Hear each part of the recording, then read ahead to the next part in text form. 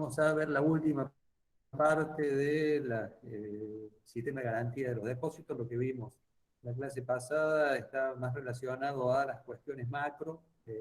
Hoy vamos a bajar un poco las cuestiones micro, es decir, lo que hay que tener en cuenta para diseñar y establecer un sistema de garantía de los depósitos bajo cualquier denominación y bajo cualquier modalidad que vamos a ver, a los fines de completar lo que le llamamos la red de seguridad y que desarrollamos en la clase pasada. Cuando hablamos de red de seguridad, habíamos dicho que había varios elementos entre los cuales se encontraban los préstamos de última instancia de las autoridades monetarias, las regulaciones prudenciales y la supervisión, el establecimiento de los mecanismos de resolución de crisis que deben estar debidamente establecidos en los cuerpos legales y normativos respectivos. Y por último, la última línea de defensa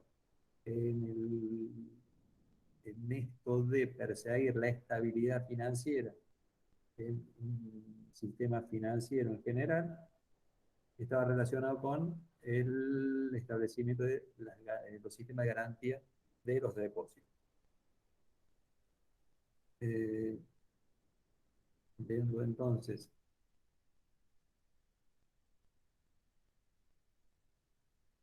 dónde habíamos quedado en la clase pasada, vamos a ver algunos principios básicos y precondiciones. Esto es, cuáles son algunos de los puntos que se discuten en forma previa al establecimiento de un régimen de esta naturaleza y cuáles son las consideraciones a tener en cuenta, siempre pensando en dos o tres cuestiones básicas: minimizar el costo fiscal, sin minimizar el aporte que los contribuyentes realizan a salvar al sistema financiero, proteger como primera medida a los pequeños ahorristas, los pequeños depositantes, que son los más vulnerables en este esquema, y tratar de no exacerbar lo que se llama el riesgo moral o moral hazard en inglés, a los fines de mantener una conducta, una disciplina por parte tanto de accionistas, depositantes y tomadores de crédito, como vimos también en la clase pasada. Básicamente hoy lo que se tiene en cuenta al momento de establecer un seguro de depósito es si conviene hacerlo explícito o implícito. ¿Qué significa explícito? Significa que, como dice Aira Firmina, se definen claramente las obligaciones de las autoridades con los depositantes, se limitan las oportunidades para tomar decisiones discrecionales, la idea es fomentar la confianza del público. Esto es un sistema donde las normas están claras, están debidamente divulgadas y suficientemente aclaradas para justamente buscar estos beneficios, estas externalidades positivas de la implementación del régimen. ¿Cuál es lo contrario a un seguro explícito? Es implícito, es decir, que el Banco Central da como una cuestión implícita, es decir, si hay una crisis y si el Banco Central decide en ese momento tomará las decisiones del caso. Esto funciona durante algún tiempo en el mundo, con las últimas crisis, prácticamente todos los sistemas bajo cualquier denominación se han convertido en explícitos.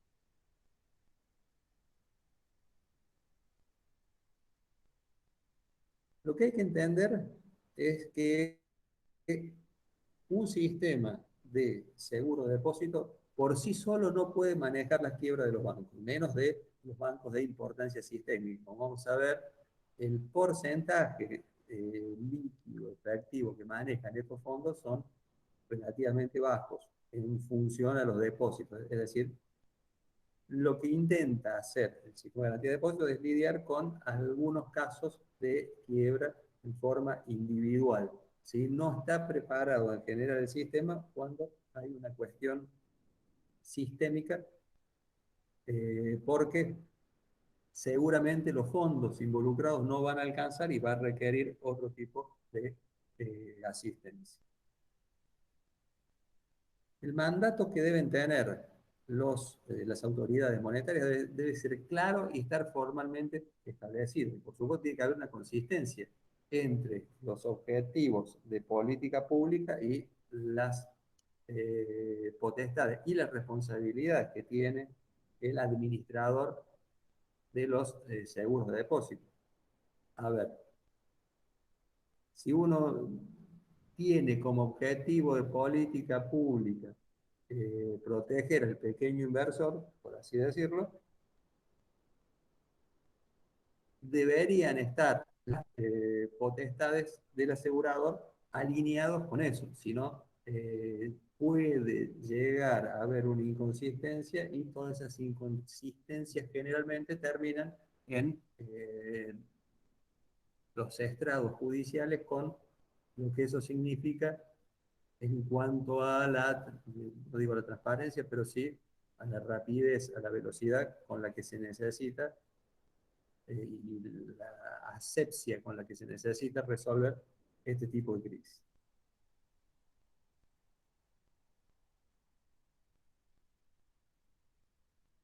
Es muy importante que haya una, no solamente que el asegurador tenga la capacidad para reembolsar los recursos a los depositantes, se cae un banco, se establece cuál es el proceso, un paso, si el asegurador debería transferir los fondos a las personas damnificadas. Para ello tiene que haber todo un esquema previsto donde no solamente esté la plata disponible, sino estén los mecanismos apropiados para que el administrador acceda a esos fondos, estén los instrumentos redactados de manera que en forma muy rápida y comprensible puedan desembolsar esos fondos a los, eh, a los depositantes. Imagínense si quiebra una entidad y recién ahí nos tenemos que poner a ver quiénes son los depositantes. ¿Cómo hacemos para que los depositantes puedan verificar sus derechos? Es decir, poder eh, asegurarle al administrador de los fondos, que son los que tienen el derecho de percibir esa suma y que no haya alguna cuestión ilícita al medio. Para ello, el asegurador tiene que acceder a información oportuna y veraz, tiene que tener el listado de plazos fijistas con todos los datos pertinentes, eh, cosa de que puedan cotejar los reclamos que hagan los depositantes con los listados que poseen y poder validar de manera rápida y efectiva la, el derecho a la creencia de cada uno de los depositantes. ¿Cuáles son las estructuras básicas que se utilizan en general y algunos aspectos operacionales? Está relacionado con quién es el que va a administrar el fondo. En Argentina, por ejemplo, allá por los años 80, en algún momento era el Banco Central mismo que era quien se encargaba, en caso de quiebra de una entidad financiera, de reembolsar los fondos a los depositantes. O sea, había garantía del Banco Central por los depósitos, lo cual era bastante complicado y sobre todo en una época donde hubo bastantes quiebras de entidades y donde no estaba establecido adecuadamente en la ley artículos como el 25 bis que permitiesen que el Banco Central del país pueda repetir contra los accionistas de los bancos. En general se buscan organizaciones distintas al Banco Central, como en el caso de Argentina, ya lo vamos a ver, que se especialicen básicamente en la administración de los depósitos, que lo lleven de los sistemas de garantía de los depósitos y que lo lleven por separado a lo que es la tarea habitual de los reguladores y supervisores. Obviamente trabajando totalmente intercomunicados y coordinados, de modo de que con la antelación suficiente el administrador de las garantías de los depósitos pueda conocer los problemas de las entidades y de modo proactivo poder tomar las decisiones adecuadas para resolver el problema de la mejor manera y la más rápida.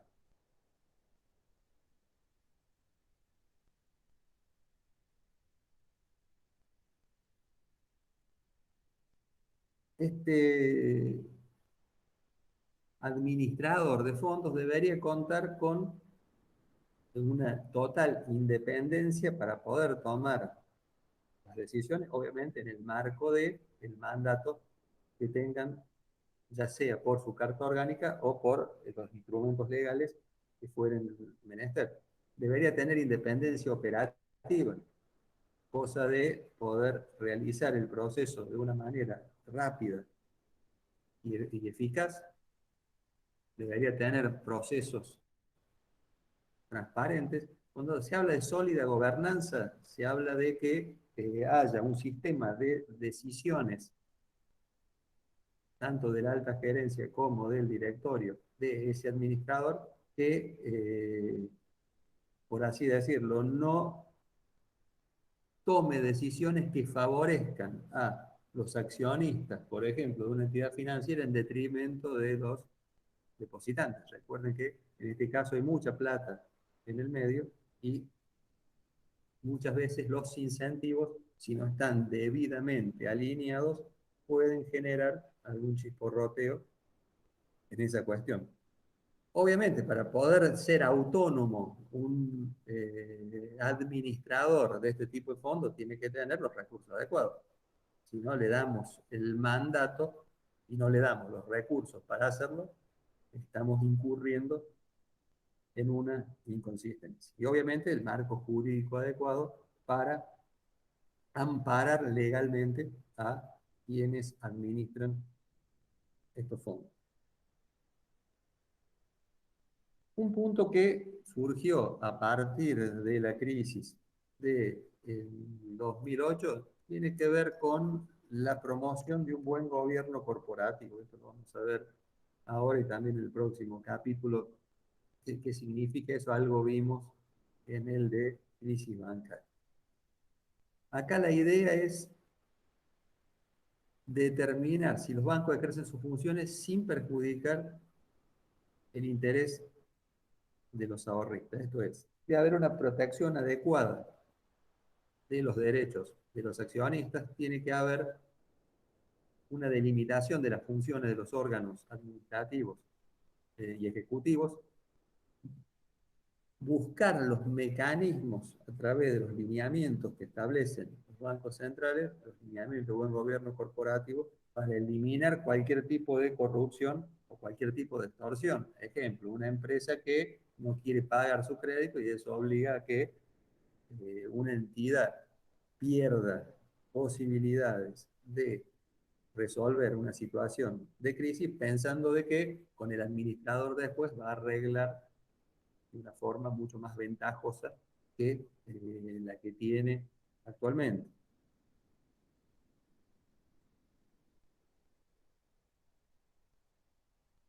Un punto clave en la determinación de este tipo de estructuras tiene que ver con lo que se llama el manejo de los asuntos offshore. Esto es, ¿qué pasa cuando las entidades financieras de determinado país tienen lo que se llama depósitos offshore, es decir, depósitos captados en países del exterior?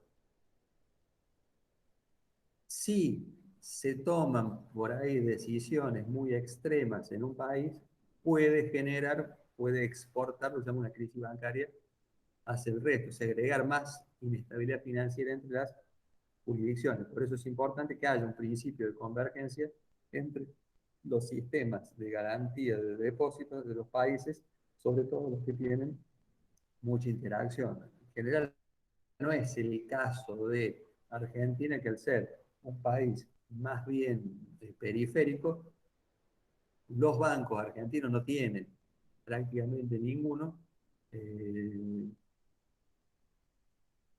y de hecho que no está permitido en general en la normativa el de captar depósitos offshore, es decir, fuera del país. Para tener una sucursal o demás en el exterior, lo tiene que autorizar el Banco Central y es muy restrictivo en ese sentido.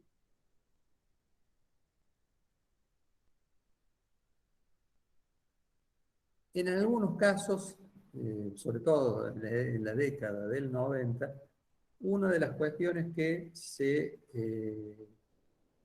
repetía a menudo era que el sistema financiero argentino era muy sólido, producto de que había una gran participación de bancos extranjeros en el total de depósito y préstamos del sistema, y que si hubiese alguna crisis, desde el punto de vista o alguna corrida, los casas matrices iban a brindar apoyo financiero girando recursos a las filiales locales. La realidad es que durante la crisis del 2001 no ocurrió. De hecho que fue una crisis más bien a nivel sistémico y ninguna casa matriz generó una línea contingente con las filiales locales. Por eso es muy importante determinar cuál es la participación de la banca extranjera y cuál es el esquema de garantía de los depósitos que se va a tener con este tipo de entidades. Tiene que haber un alto nivel de comunicación y coordinación, en el sentido de que si se produce una crisis en la banca offshore, en los países originarios, probablemente tengan que tomar medidas para defender no solamente a los locales, sino también a los depósitos en el exterior. El caso, por ejemplo, de Islandia, que los bancos captaban fondos básicamente de depositantes ingleses en sus filiales offshore, por cercanía obviamente y seguramente por una cuestión impositiva también. También una cuestión de estrategias de salida, de haber una comunicación adecuada, esfuerzo de cooperación, es decir, todos los temas, una coordinación de todos los temas relacionados con la salida de los mecanismos de salida de este tipo de crisis.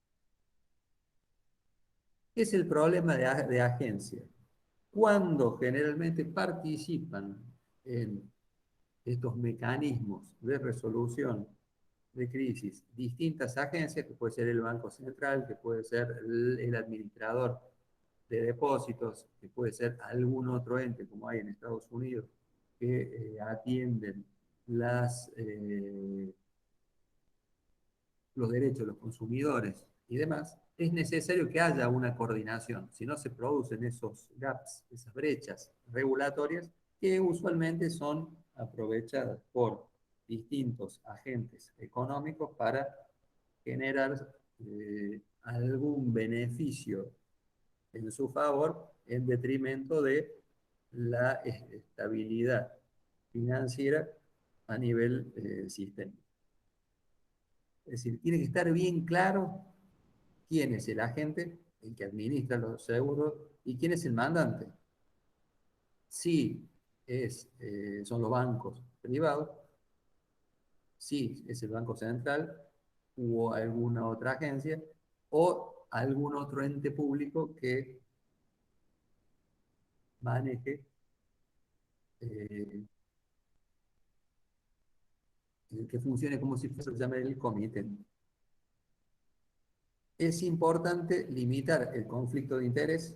Lo ideal es que los banqueros no puedan controlar la voluntad del administrador. Supongamos que sea un sistema donde los bancos ponen plata para la administración del sistema de garantía de los depósitos. Como los bancos, entre comillas, son los dueños, producto de que aportan al fondo, si ellos tienen la voluntad de manejo, probablemente eso puede llevar a tomar decisiones sesgadas que les conviene más a los banqueros y no a el objetivo de política pública de estos fondos. Por eso hablamos de un sistema donde el administrador tenga la potestad, tenga la responsabilidad y tenga los Profe, medios y se recursos corta. suficientes. ¿Se escucha?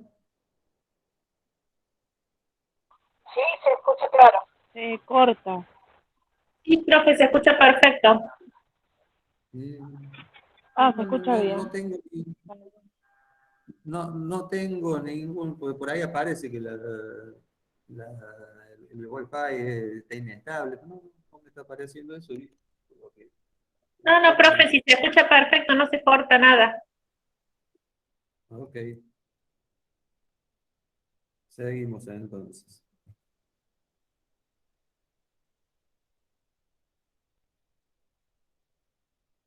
Vamos a pasar un par de filmes que hablan de los problemas de agencia y conflicto de objetivos, pero eso es lo que estamos mencionando, para entrar a ver algunos temas que son más relevantes. Por ejemplo, la membresía. Esto es toda una discusión. Esto es, ¿la participación es obligatoria o optativa? Se los comento con un ejemplo. Cuando en la Argentina, y me anticipo lo que vamos a ver más adelante, cuando en la Argentina se implementó el seguro de garantía de los depósitos en el año 95, la gran discusión fue hacerlo obligatorio o hacerlo optativo. En Estados Unidos, por ejemplo, es optativo. En general, los bancos más chicos son los que adhieren, una cuestión de riesgo al sistema, mientras que los grandes money centers en general no adhieren al sistema. ¿Cómo era en la Argentina? La discusión, el Citibank, por ejemplo, que en aquel momento era uno de los bancos reputados como más sólido del sistema, le decía, ¿por qué yo tengo que cargar con el costo que significa un seguro de garantía de los depósitos si mi balance y mi reputación es lo suficientemente sólida para que la gente me elija sin necesidad de tener que cargar con este costo? Bueno, era toda una postura, fue toda una discusión y al final se zanjó definiendo como obligatorio. Pero fue el legislador quien laudó en ese punto. En muchos países, insisto, es optativo.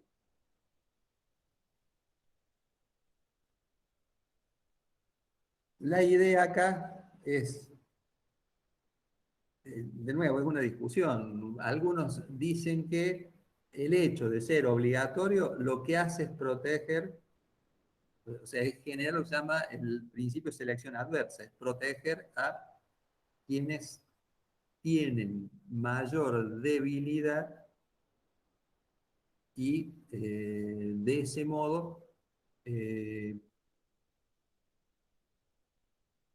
nivelar la cancha, por así decirlo. lo que básicamente tratan los reguladores cuando establecen un sistema de esta naturaleza es el hecho de privilegiar el objetivo de la estabilidad financiera y si eso implica en algún caso que alguna entidad en particular tenga algún tipo de problema, es establecer los mecanismos para resolver dentro de la normativa eh, y no generar esta dicotomía entre bancos que sí están afiliados al sistema y bancos que no. Se considera de que al ser obligatorio es una mejor contribución a la red de seguridad. Recuerden que siempre dijimos que el sistema de garantía de los depósitos era complementario al resto de los elementos que integran esta red de seguridad. De hecho que el Banco Central, dado que acepta o no las solicitudes eh, de actuar como entidad financiera de los distintos bancos, tiene en cierta forma eh, resuelto, por así decir, el tema de la selección adversa.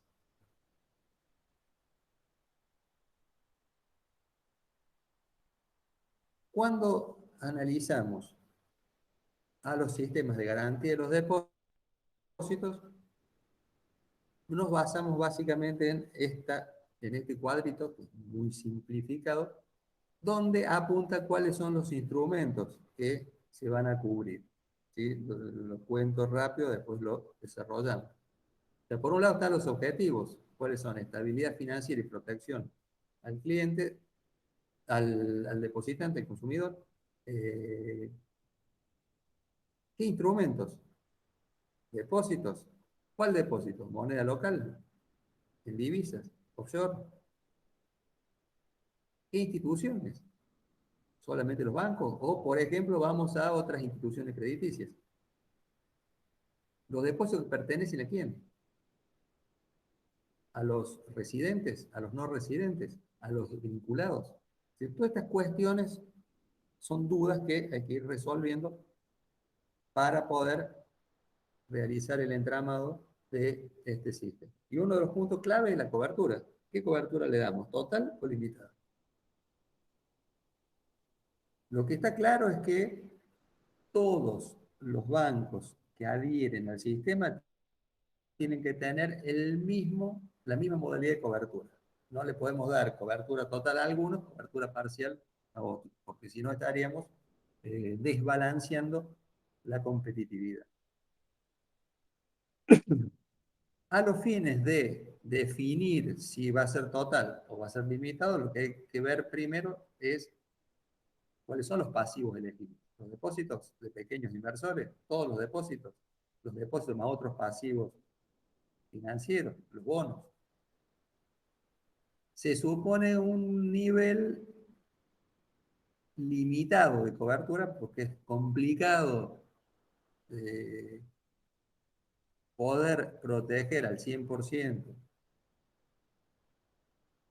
de los depósitos, ya lo hemos dicho en reiteradas ocasiones, pero esa limitación debería ser razonable. Si se percibe como una limitación muy, muy chica y muy fuera de los niveles de mercado, es un esfuerzo que al final del día los depositantes no van a apreciar. Y por lo tanto, el sistema no va a actuar como línea de defensa en el caso de una crisis. Y este límite puede y debe ser evaluado en forma periódica, ajustándose, por ejemplo, en función de la inflación o de algunas otras variables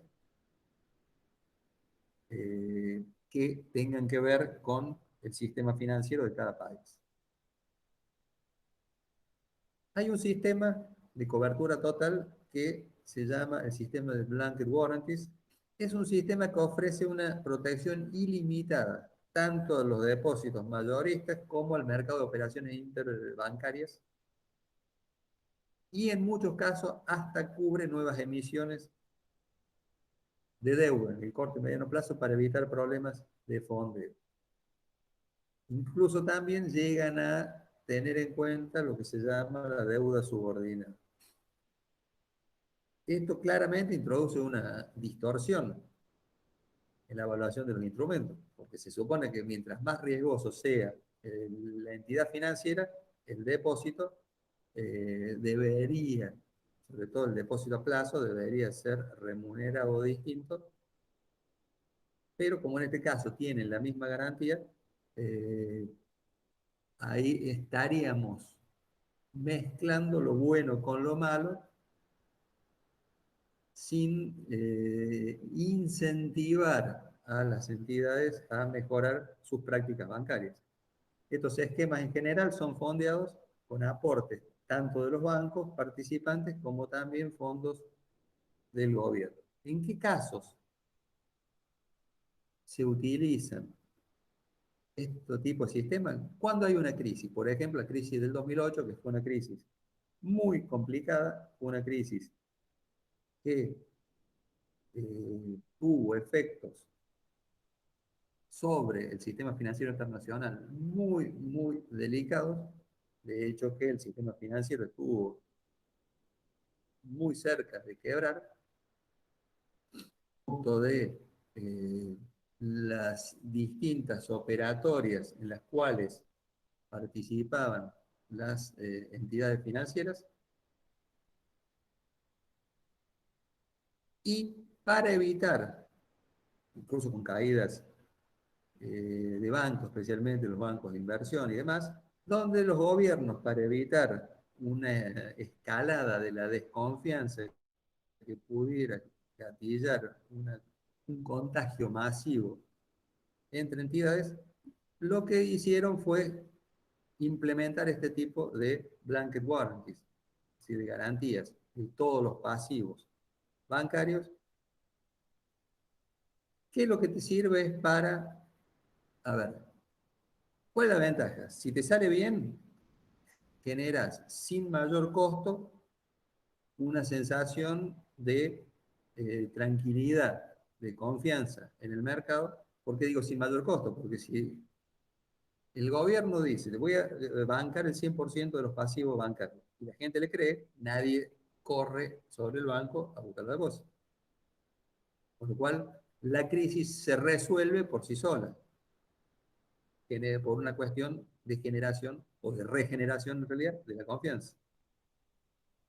El problema es que si no te sale bien, el costo es infinitamente mayor que tener un sistema limitado. Por eso hay que calibrar muy bien cuál es la recepción que eventualmente va a tener este tipo de sistema por parte de los depositantes, y buscar también, dado que un sistema de esta naturaleza no se puede perpetuar en el tiempo porque es contrario a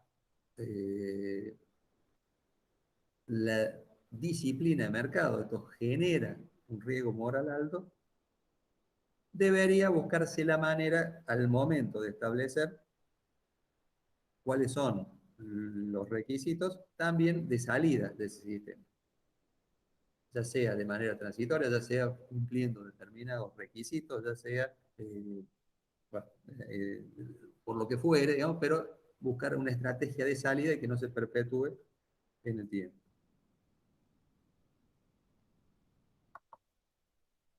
Ahí tienen cuáles son los costos directos e indirectos, son los que hemos definido. Vamos a, espero leen, en definitiva es repetir lo que yo les acabo de explicar. ¿Cómo se haría el proceso de decisión para la implementación de perdón, un sistema de este tipo? Lo primero tenemos que ver si la crisis es sistémica. Si la crisis es sistémica, Si no es sistémica, perdón, no hace falta implementar un sistema sin garantía completa. O sea, puede ser perfectamente limitado. En general, lo ideal es que este tipo de sistemas se establezcan en momentos donde la coyuntura permite hacerlo de manera adecuada, es decir, no en medio de una crisis. Vos tenés que tomar decisiones en medio de una crisis, generalmente es mucho más condicionado que en los momentos de bonanza. O sea, este tipo de decisiones que tienen determinado costo para las entidades, hay que tomarlas en momentos donde las entidades pueden asumir ese costo. Si la crisis es sistémica, o pones la garantía completa, como dijimos, o si vamos al esquema de que la garantía es parcial, si no es completa, lo que hay que definir es si hay un esquema de cierre rápido o de cierre lento de las entidades viables. Que vas a tener un problema. Si la garantía no es total, va a haber mayor desconfianza que van a correr sobre las entidades. Si son entidades pequeñas, probablemente el cierre rápido sea la modalidad. Si la corrida es generalizada sobre las entidades financieras, probablemente vas a tener un esquema mucho más lento, extendido en el tiempo y que probablemente te cueste mucho más. ¿Cuáles son los métodos de fondeo de estos sistemas? Hay básicamente tres modalidades. Uno es el método ex ante. Esto significa que cuando se establece el sistema de garantía de los depósitos, se juntan los fondos, se acumulan los fondos y se buscan modalidades para mantener esos fondos de cobertura ante la demanda de los depositantes asegurados en caso de caída de una entidad.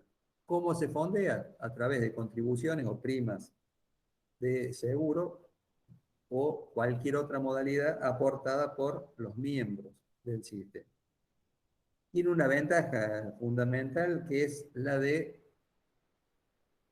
generar mayor confianza. ¿Por qué? Porque la gente no tiene que preocuparse, como van a ver ahora en la modalidad ex post, no tiene que preocuparse de que el Banco Central, cuando hay un problema, salga a pedirle a las entidades que pongan. No estamos seguros que eso va a ocurrir. Por lo tanto, genera mucho más certeza el hecho de que ya estén los fondos aplicados a un fondo que puedan ser utilizados en caso de quiebra. Y es equitativo, porque si todas las entidades ponen plata y una quiebra, se usa esa plata obviamente, pero la entidad quebrada puso, o sea, participó en su proporción del esfuerzo. En el caso ex post que vamos a ver, las entidades viables, las entidades que permanecen son las que bancan a las entidades que quebraron. Con lo cual habría cierta injusticia en ese punto.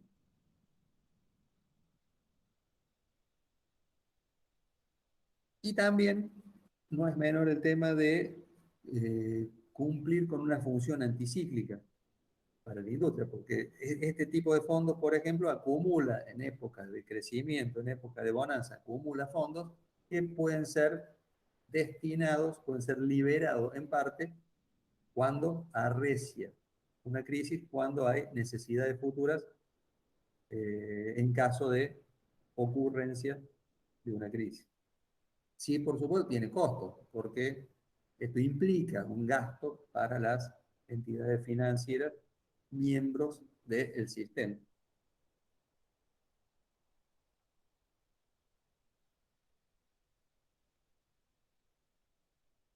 Con respecto al riesgo moral, este sistema también puede exacerbar, dado que esa presencia, el fondo puede reducir el incentivo a las instituciones a monitorear y eventualmente sancionar a las otras entidades que toman riesgo excesivo. Es una visión eh, que en general no tiene mucha relevancia. Ex post es cuando los fondos son recaudados a partir de que una institución o varias instituciones quiebran, donde todo el resto de las instituciones ponen para resolver ese problema. Es menos oneroso porque los bancos no tienen que poner, salvo de manera contingente, pero eh, tiene evidentemente más ventajas en la modalidad ex ante.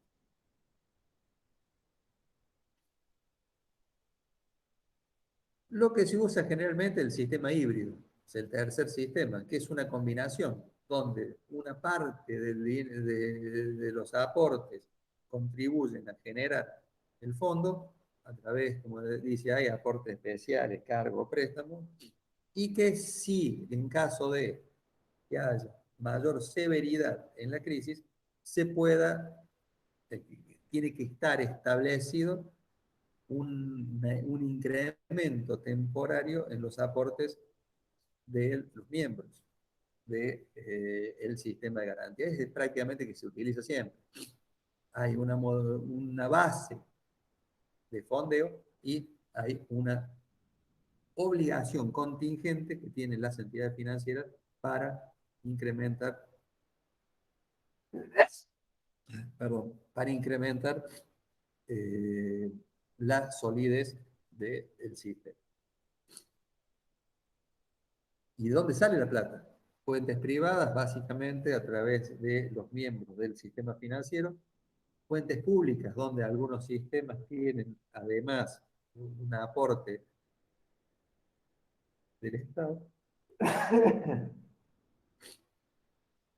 Y eventualmente puede haber un financiamiento suplementario que sea obtenido, garantizado por el sector público, que eso sí son préstamos y que deben ser devueltos luego de que el asegurador puede recuperar. Ejemplo, eh, si en caso de apreciar una crisis, el gobierno puede efectuarle un préstamo a el fondo de garantía y que debe ser articulado de una manera donde el sistema de garantía cumpla, entre comillas, la función de prestamista de última instancia, es decir, que preste contra garantías y una vez que se venza el plazo de ese préstamo, si la entidad no pudo repagar, se liquidan las garantías y con eso se devuelve.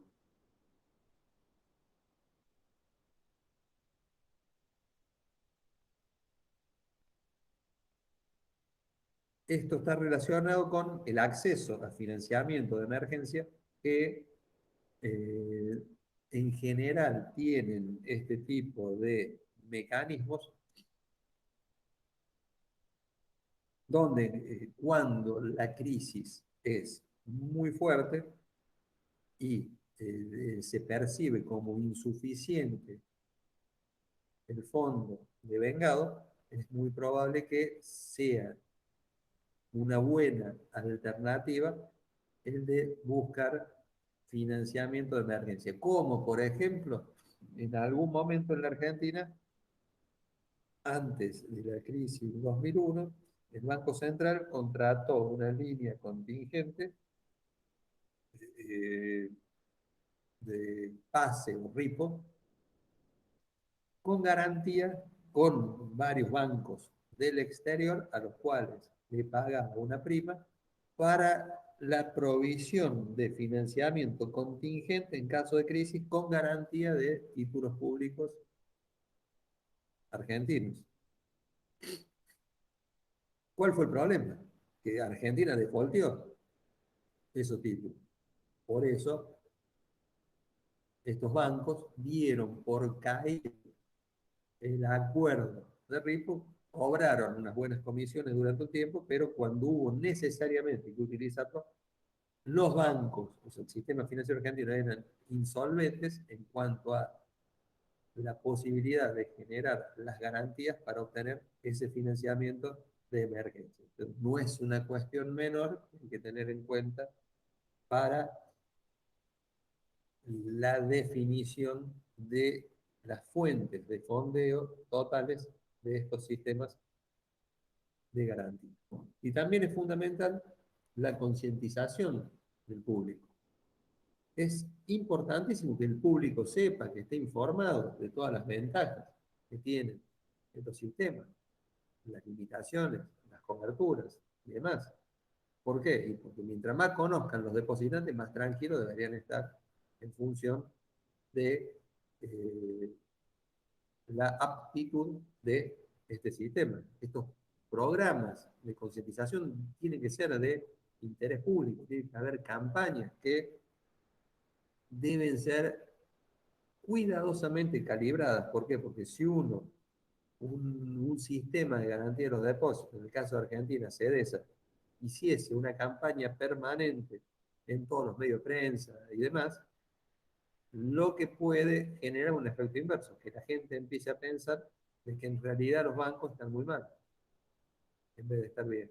O sea, que haya dudas sobre la solidez del sistema por esta sobre reacción por parte de los administradores. Es un tema muy delicado que hay que tomarlo con muchísima responsabilidad, que es la tarea de estos administradores. Las resoluciones bancarias, el asegurador de depósitos debería participar también en los mecanismos previstos en la red de seguridad para resolver la situación de las entidades financieras con problemas. Y acá les voy a traer a colación algo que vimos en el capítulo de crisis bancaria 35 bis. Recuerdan que había una participación de CEDESA en el mecanismo salvataje, ¿se acuerdan con el fideicomiso y demás? Es básicamente esto que estamos diciendo. Es la habilidad que puede tener el administrador de estos fondos para participar de los mecanismos de salvataje de las entidades. De hecho, que para eso también se junta la plata de los depósitos, perdón, la plata de de las entidades financieras.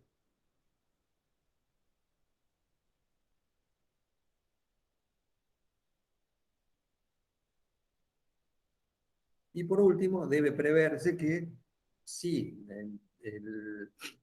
eh, si la entidad que administra los depósitos se ha hecho cargo del pago de los depósitos de una entidad quebrada, pueda subrogarse esos derechos, cosa de ir contra la liquidación de los activos de la entidad financiera y cobrarse ese aporte que hubiesen efectuado. Incluso debería tener cierta prelación sobre el resto de los acreedores, dado que se supone que los depositantes deberían tener cierto privilegio respecto del resto de los acreedores de la entidad financiera. Los obstáculos ya los vimos, riesgo moral, selección adversa, problemas de agencia, ya lo hemos desarrollado. Vamos a avanzar un poquito y vamos a ver en estos últimos minutos el régimen de garantía en la Argentina. Hubo varios regímenes desde el año 72 en adelante, el 79. La realidad es que el régimen actual se creó por la ley 24.485 del año 95, que es el sistema que se mantiene en la actualidad y que crea a CEDESA, Seguros de Depósito Sociedad Anónima, como administrador del Fondo de Garantía de los Depósitos, el FGD, y con el objetivo de cubrir los riesgos de los depósitos bancarios. Ese fue el objetivo principal del régimen de garantía. Esto recuerden que el año 95 era a posteriori el efecto del déficit producto del efecto tequila, donde el sistema financiero tenía una situación bastante comprometida por una salida permanente de depósitos y caídas de entidades financieras. CDESA entonces, objetivo, proteger los derechos de los depositantes y contribuir por esa vía a la estabilidad financiera. Está totalmente alineado con lo que hemos visto anteriormente en este capítulo, el objetivo establecido en la Argentina. ¿Cuáles son las características del sistema en la Argentina? Es obligatorio y es oneroso. ¿Qué significa esto? Que todas las entidades deben aportar al Fondo de Garantía de los Depósitos un porcentaje que se estipula en la normativa vigente. Es preventivo porque los montos se recaudan en forma anticipada, bajo la modalidad ex ante, mediante aportes mensuales que realizan todas las entidades financieras en función de sus depósitos, en función de ciertos indicadores de riesgo a juicio del Banco Central, caso de, por ejemplo, la calificación Campbell-Bean, y es limitado porque garantiza hasta un monto determinado por persona, por cuenta y por depósito. Es decir, si vos tenés un depósito superior al monto límite en el banco, se toma hasta ese límite. El resto no. Y son distintos titulares, se van tomando a prórroga.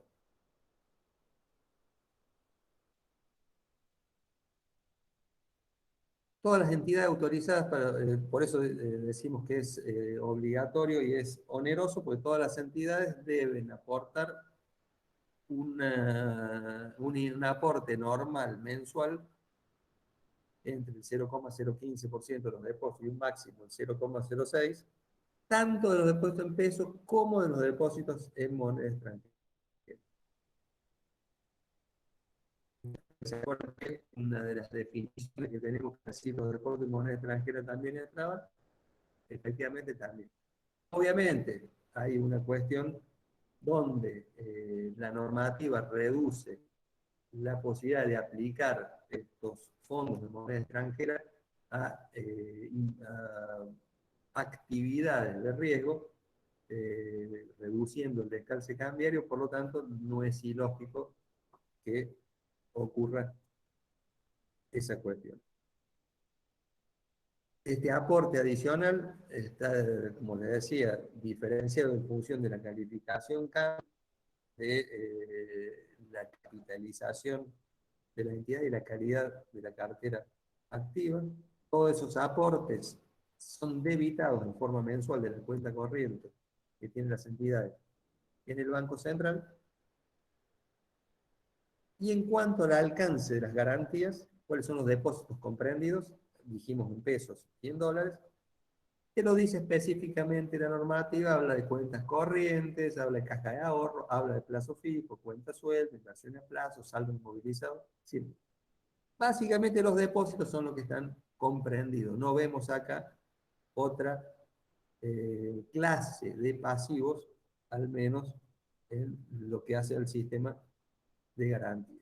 Y si excluye algunas cuestiones en particular, como por ejemplo los depósitos, tanto a plazo fijo como a la vista,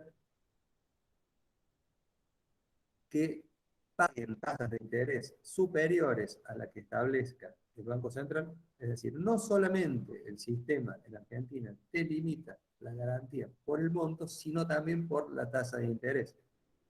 Esto es bueno porque al ser montos más chicos defiende al pequeño ahorrista y también en cierta forma se cubre de exacerbar el riesgo moral, dado que una entidad que paga muy por encima del mercado, es decir, por encima de la tasa fija del Banco Central, ese depósito no entra dentro de la garantía, ese certificado de plazo fijo tiene que tener una leyenda visible al frente de el certificado que dice depósito sin garantía,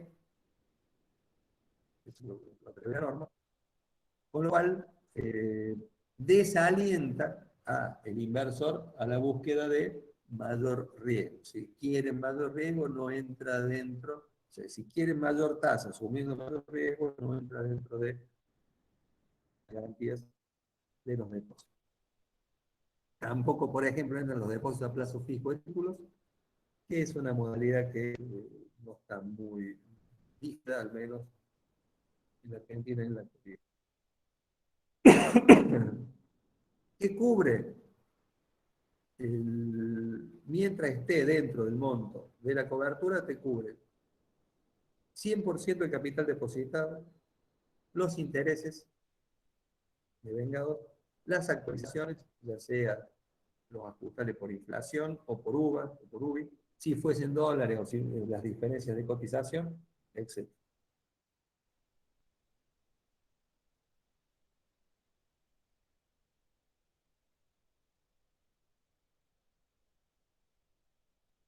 Es un tema que se alegó también, que se debe ser previo a la liquidación de la garantía, podría requerir que los depositantes justifiquen el origen y la disponibilidad de los fondos depositados. Se supone que, eso lo van a profundizar cuando ven el capítulo de prevención de lavado de activos y actividades terroristas, eh, se supone que la entidad lo hizo eso, ¿no? Seguramente es una traba adicional o por lo menos es una alternativa que tiene CEDESA para cubrir su participación en las distintos operativos.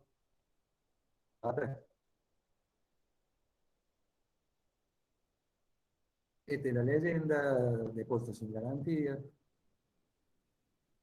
Un dato de la realidad para entender cuál es el ratio de cobertura sobre depósitos totales al 20, el saldo del 31 del 3, el 31 de marzo, este es el último dato que está publicado, son en pesos 286 mil millones, ese es el saldo que tiene CEDESA disponible en el fondo, para 8 mil, esto sería depósitos por 8.463 millones de pesos, es decir, te da un ratio de cobertura total del 2,44%. Por decir, es un monto relativamente bajo. Por eso decíamos que, y no es un problema de Argentina, es un problema que en general en el mundo, los regímenes de esta naturaleza no sirven para las crisis sistémicas, sirven para resolver solamente crisis a nivel individual de ciertas entidades, incluso tampoco de las grandes o de las entidades sistémicamente importantes. Acá tienen después la legislación aplicable, que es la que crea CEDESA, con la finalidad de cubrir, como decíamos, los depósitos bancarios.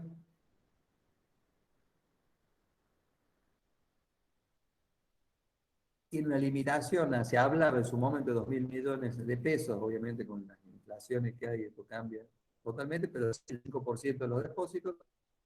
Ese es el objetivo, por ahora está en el 2,5%, pero teóricamente cuando llegue al 5%, ahí se debería discontinuar el aporte o el Banco Central tomara alguna otra definición. Y por eso decíamos que es un sistema mixto, porque en cualquier momento el Banco Central puede pedir un anticipo, o podrá más que pedir exigir un anticipo a las entidades de las cuotas futuras si necesita para atender alguna situación puntual de crisis. ¿Dónde se invierten esos fondos? ¿Dónde están mantenidos esos fondos que aportan los bancos? Entran en un fondo. ¿Dónde están aplicados? ¿Dónde están colocados? En títulos públicos nacionales, ya sea moneda nacional o extranjera, y todos los títulos que emiten el gobierno, bajo las distintas modalidades y en la proporción de el fondeo que debe cubrir la entidad de garantía. La idea es que no sea una timba, sino que tiene como objetivo preservar el capital en inversiones de alta liquidez con rendimientos condicionados a preservación de capital, transparencia y control de la administración. No es la idea de que se timben la plata de los depositantes, los muchachos. Una cuestión que me parece que no fui suficientemente claro al respecto. Cuando hablamos de 2,44% sobre los depósitos totales, pero recuerden que el sistema no cubre el 100% de los depósitos totales. Acá hay depósitos superiores al monto o de depositantes que no están dentro de esa masa de depósitos. Entonces, si uno lo aplica contra los montos de depósitos que efectivamente están cubiertos, claramente el número es bastante superior, ¿no? Pero cuando uno hace la cuenta, lo tiene que hacer, como ven acá, sobre el total de depósitos. El día que tiene la crisis no se van solamente los depósitos garantizados, se te va todo.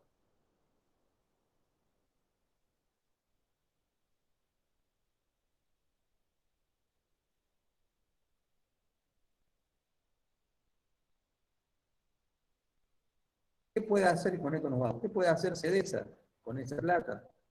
Obviamente, efectivizar la cobertura de garantía de los depósitos. Realizar aportes de capital, aportes no reembolsables o préstamos a entidades financieras. Esto es lo que vimos en aquel ejemplo numérico de aplicación del 35 bis. Un aporte no reembolsable por parte de CEDESA. Esta forma parte de del mandato que tiene la entidad para poder aplicar esos fondos a la resolución de un caso de crisis. Puede tomar préstamos, por ejemplo, si necesita plata, podría poner bonos en garantía y efectuar una operación de riesgo, si es transitorio, para monetizar esas carteras. Y lo mismo puede realizar programas con bancos del exterior, como les había comentado, para conseguir financiamiento contingente en caso de alguna crisis en forma puntual. CEDESA podrá emitir títulos valores nominativos o ofrecerlos a los depositantes. Esto es simplemente, está previsto en la ley, nunca ocurrió. Y el tema de la subrogación de los derechos cuando se aplican los fondos a la devolución de depósitos de una entidad en quiebra. Bien.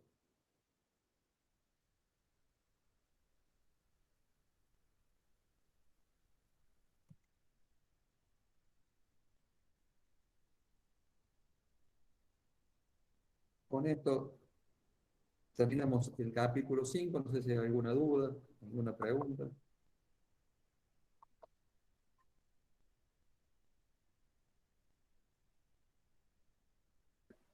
No, profe, ninguna duda. Bueno, mejor así entonces. Listo, entonces.